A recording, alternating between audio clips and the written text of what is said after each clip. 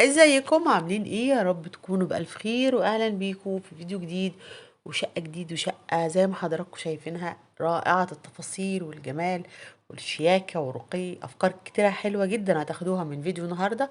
حطوا لنا لايك لقمر النهاردة، والأول مرة يشوفنا في القناة يا ريت تشترك معانا. هتستفيدوا جدا من الافكار اللي بنقدمها والديكورات. لو عروسة بتجهزي او ست بيت بتجددي بيتك هتخرجي من افكار. دايما بقول ان مش لازم يكون عندي نفس الامكانيات نفس المساحة، لكن اقدر اخد افكار اخرج بيها انفذها في بيتي، او الوان معينه في الوان خشب، الوان دهانات، الوان حيطان. بصوا هنا بقى الجمال، بصوا الفواصل الستانلس كل باقة. الشقة دي تشطيب شركة مهندسين مصر، المهندس أحمد شوقي. آه، بيستلم الشقة منك مع اتفاق مع العميل، بيشطب بالشكل النهائي اللي حضرتك شايفاه بقى، إضاءة وتفاصيل وجبسن بورد وأساس وديكور سجاد كل أكسسوارز كل الحاجات دي. بصوا هنا الإضاءة اللي موجودة في الحيطة، بصوا المفاتيح نفسها فيها إضاءة بشكل معين. كل باقة لها سعر معين بالاتفاق مع العميل. شقة النهاردة بأكتوبر. الشقة هنا 3 قطع، وعند 3 أوض نوم، ريسبشن كبير، وعندنا 2 جاردن في مدخل الشقة، وجاردن ورا تاني كده. بصوا بقى الجمال هنا. الإضاءات الليد بتبقى حلوة قوي في التجليد أو في أي مكان، بتدي شكل حلو جدا، خاصة لو أنا حابة إضاءة هادية. بصوا برضو الجزء التجليد اللي ورا الأنتريه، هنا أنتريه مودرن مريح. لو لاحظتوا ان القعده بتاعته عريضه، عشان كمان قدام شاشه التلفزيون. درجات الجري الفاتح مع الغامق مع درجات الابيض في الاسود حلوه جدا. بصوا الوان الكوشنز الوانها حلوه قوي.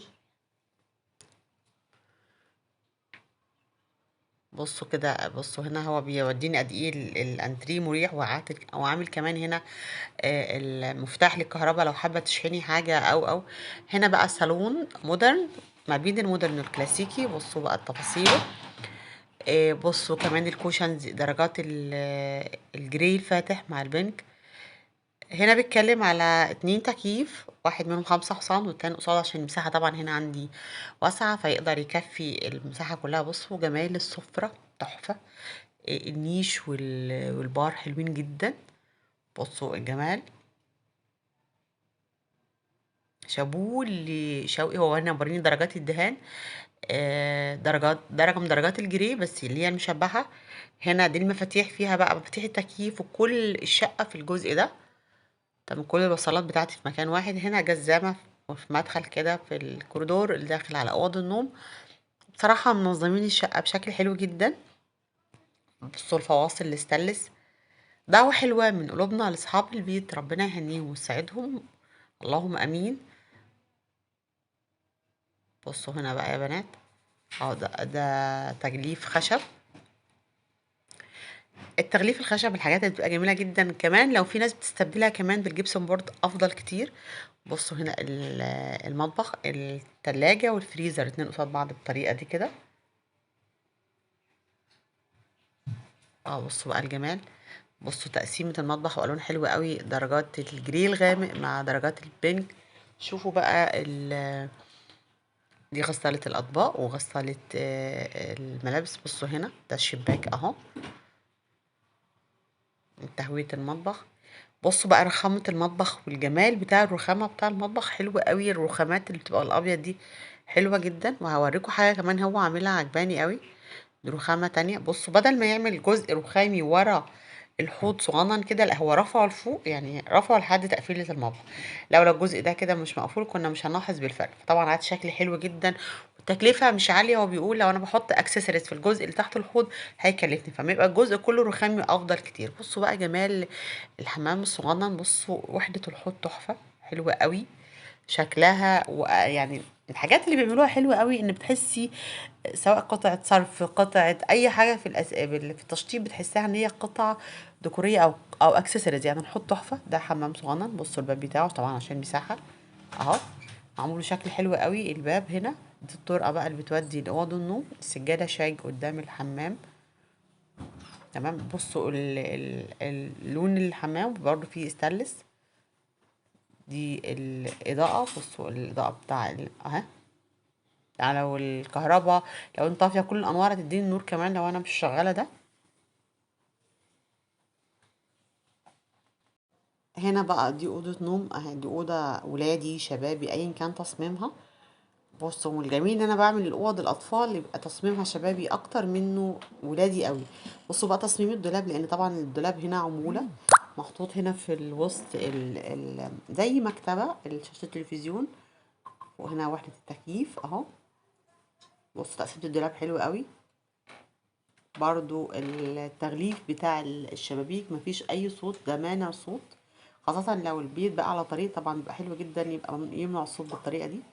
تصميم الأوضة قد ايه سيمبل. بصوا الستانلس اللي هنا، بصوا برضو الجبسون بورد، التفاصيل اللي في السقف تحفة.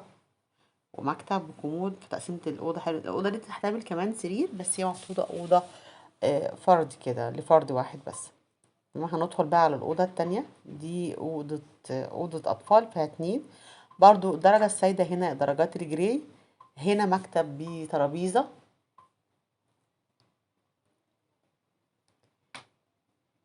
هنا بصوا درجات الفرش، الألوان عجباني جدا، لأن درجات الكريم الدرجات اللي بتقدم وبتليق على أي أساس، على أي ديكور، حلوة جدا. بصوا بالإضاءة اللي في الجبسون بورد اللي فوق.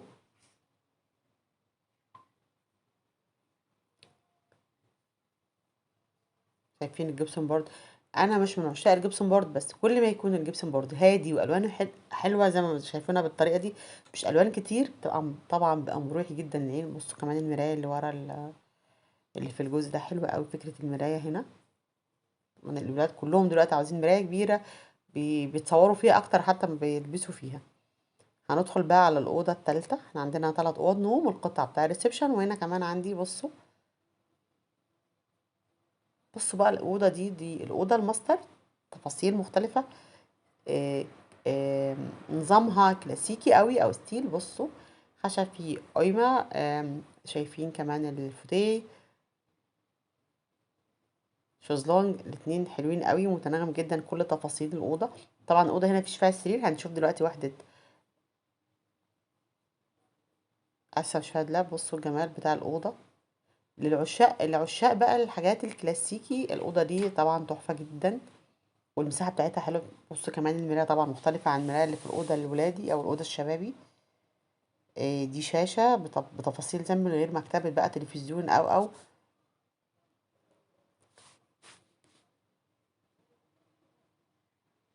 مساحة الأوضة مستغلة صح جدا. مش حاسة إن مساحة الأوضة ضيقة وفيها أكتر من قطعة خشب أو قطعة أساس. أهو ده الكرسي بتاع التسريحة محطوط هنا، عشان طبعا ممكن هنا ضايق المساحة شوية. ده هسيب لكم الفون في التعليقات. اكتبوا بس لو عاوزين تعليق مهندس أحمد شوقي، هسيب لكم الفون في أول تعليق مثبت اللي حابب يتواصل معاه ويعرف بقى الباقات. هنا بقى الدريسنج حلو جدا. فكرة ان الدريسنج يبقى بره اوضه النوم لو عندي المساحة دي. بصوا الدريسنج تصميمه اهو، من غير، في ناس بيعملوا طبعا ضلفة ازاز ليه، هو بيقول ان في امكانية يعمل الضلفة دي. هنا الحمام ملكي. بصوا بالجاكوزي بقى تحفة، حلوة قوي الحمام، تصميمه الوانه، والحوض بلون الجولد مع الرخام.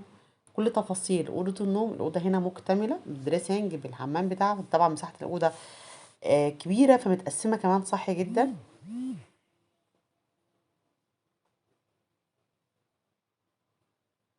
بصوا بقى جمال البانيو هنا وتفاصيله. ده كله رخام يا بنات، الحمام كله هنا رخام. هو دايما بيفضل الرخام في المساحات الكبيرة، وبيفترض ان الاسعار ما بين الرخام والبورسلين هتبقى مقاربة لو العميل عاوز يعمل حاجة على مستوى معين او شكل معين. هنا مساحة الحمام حلوة قوي وتقسيمها حلوة جدا. احنا شفنا حمام تاني في الاول صغنن شوية في الضيوف. دي كده الأوضة خلصت بتاع الأوضة الماستر. شوفوا حمام تاني بقى اهو. ده الشقة كلها الألوان بتاعته حلوة قوي. درجات الرخام الفاتح دي من أحلى الألوان اللي بحبها في السيراميك، سواء كان أرضيات أو مطابخ. بيديني وسع وراحة كده. طبعا المراية كمان هنا تاتش. نص وحدة الحوض تحفة. الباب برضو كمان. هنا الغسالة الهدوم ما كانتش في المطبخ لو انتوا لاحظتوا، كان هناك غسالة الأطباق وما كانش موجود غسالة الملابس. نرجع هنا الأوضة. عاوز ورينا كمان البلكونة. يعني هو بيقول احنا في عز النهار ومفيش اي صوت. هندخل بقى، بصوا اهو الشيش ده بيعمل لي مانع خالص لاي صوت. هنتفرج كمان هنا على الجاردن وتقسيمه. شايفين بقى الفيو تحفة، حلو قوي. كمان هو مهتم بالجاردن، مقفله ومشطبه وعامل فيه كمان كهرباء. بصوا جمال الجاردن. كمان الجاردن هيبقى فيه شاشة، فهو عامل حساب كمان الشاشة اللي هتبقى موجودة فيه. معمول هنا نجيلة صناعي وورد زرع. هو كل التفاصيل دي هو عاملها.